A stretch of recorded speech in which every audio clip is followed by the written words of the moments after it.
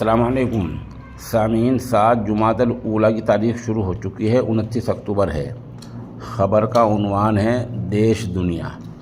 ایک خبر ان میں ہریانہ وقف بورڈ کے اماموں سے متعلق ہے، دوسری خبر ممبئی کی واللی سیٹ پر فرضی ووٹروں کی ہے، ایک خبر گریٹر نوئیڈا میں لوٹ کی ہے اور بہرائچ میں کشتی کے ناؤ کے پلٹنے کی ہے۔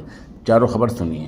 پہلے ہم ہریانہ وقف بورڈ کی خبر سنائے دیتے ہیں، جہاں پچھلے 3 مہینے سے سینکڑوں ائمہ مساجد کا انکریمنٹ نہیں ملا ہے۔ بتا دیں 2022 میں ہریانہ وقف بورڈ کے ایڈمنسٹریٹر جناب چودھری ذاکر حسین نے جہاں ائمہ کرام کی تنخواہیں یکمشت 5,000 روپے بڑھائے تھے، وہیں 5% انکریمنٹ بھی لگایا تھا، جو ماشاءاللہ 2 سال تک لگاتار ملتا رہا۔ لیکن اب پچھلے 3 مہینے سے یہ انکریمنٹ نہیں مل رہا ہے، جس کی وجہ سے امام فیصد بحران کا شکار ہیں اور ائمہ مساجد پریشان حالت سے گزر رہے ہیں۔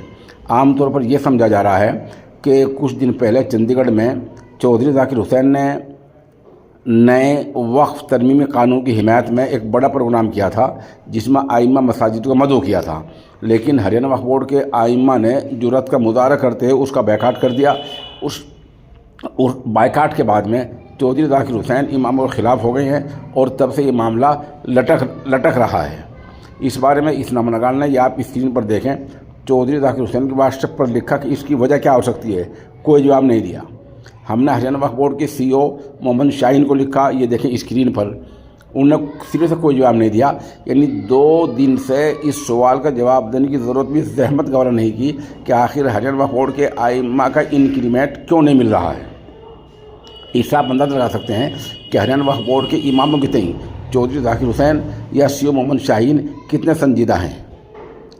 حد یہ ہے کہ اگر آپ چودھری ذاکر حسین کا کار کا خرچہ 1 سال کا جوڑ لیں تو شاید سارے اماموں کی تنخواہوں کے برابر ہو جائے۔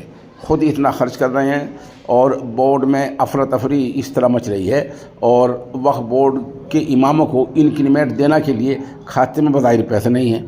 تو ان سے گزارش یہ ہے کہ کرسی تو آنی جانی چیز ہے، وہ اس انکریمنٹ کو نہ روکیں۔ دوسرا معاملہ ممبئی کی ورلی سیٹ کا ہے، جہاں ووٹر فہرست میں گڑبڑی ملی ہے۔ شیو سینا لیڈر آدتیہ ٹھاکرے نے دعویٰ کیا کہ 19,333 ناموں میں بے ضابطگیاں ہیں۔ انہوں نے کہا کہ 1995 سے 2021 کے بیچ جن ووٹروں کی موت ہو چکی ہے وہ ابھی بھی لسٹ کے لحاظ سے زندہ ہیں۔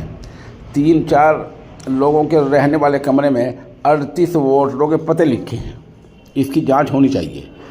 ایک معاملہ گریٹر نوئیڈا میں ہے، جہاں 70 سالہ ریٹائرڈ انجینئر سے شیئر ٹریننگ کے جھانسا دے کر، یعنی شیئر جو حصص خریدتے ہیں، جو شیئر خریدتے ہیں، ان کا جھانسا دے کر 1 کروڑ 30 لاکھ روپے ٹھگ لیے ہیں۔ انہیں پورٹل پر دکھایا جاتا رہا، آج اتنے پیسے بڑھ گئے، آج اتنے پیسے بڑھ گئے، آج اتنے پیسے بڑھ گئے، وہ خوش ہوتے رہے۔